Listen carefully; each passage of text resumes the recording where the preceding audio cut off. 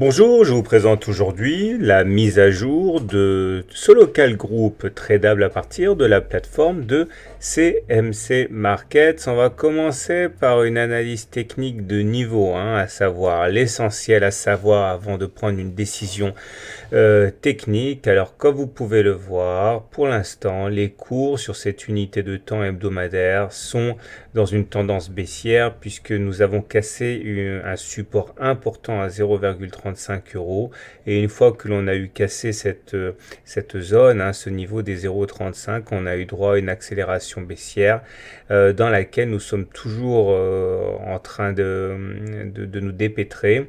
Regardez, ceci est une oblique de résistance et cette oblique de résistance devra nécessairement être cassée avant de pouvoir espérer une inversion de tendance. Alors puisque l'on parle justement de tendance, ce qu'il faut comprendre, c'est qu'il y a consensus au niveau des systèmes de tendance, puisque la théorie de Weinstein et la théorie de Dow sont toutes les deux baissières. Regardez, ceci est la moyenne mobile à 30 semaines, et vous voyez, elle descend, elle décroît, et tant que nous serons en dessous d'une moyenne mobile à 30 semaines qui descend, on sera en tendance baissière au regard de la théorie de Weinstein.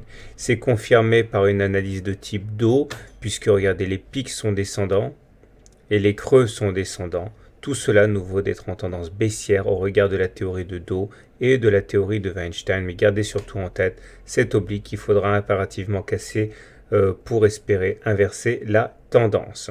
On bascule dans un niveau 2 d'analyse avec l'analyse chartiste, toujours en unité de temps hebdomadaire.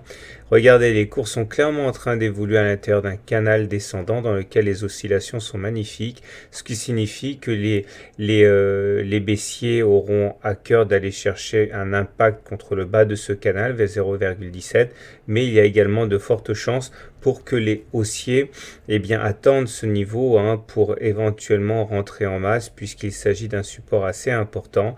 Et si on se prend à rêver, il faut savoir qu'on pourrait tout à fait envisager de continuer l'oscillation précédente et d'aller chercher donc le haut du canal. Pourquoi pas donc les 0,45. Et soyons fous, si on devait casser le canal par le A, la règle des canaux nous dit que l'objectif correspond à la prise de la hauteur ici reportée au-dessus du point de cassure. Ça voudrait dire aller chercher cette oblique-là. Bon, mais ça c'est pour le long terme, mais ça voudrait dire aller chercher les 0,80.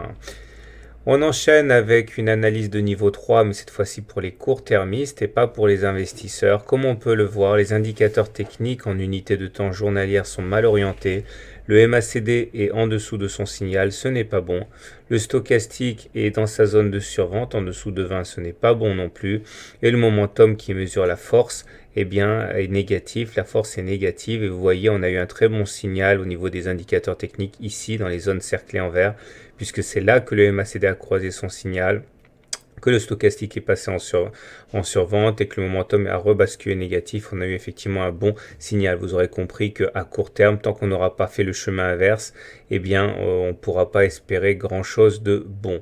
On va terminer avec l'analyse de type Ishimoku, toujours en unité jour pour les court-termistes.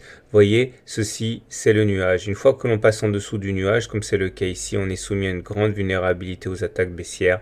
Vous l'aurez compris, il faudrait repasser au-dessus du nuage, c'est-à-dire au-dessus de la zone comprise. Bon, il bouge ce nuage, il est dynamique, mais globalement entre 0,35 et 0,40 pour aller au-dessus du nuage et pour se remettre dans le sens de la hausse.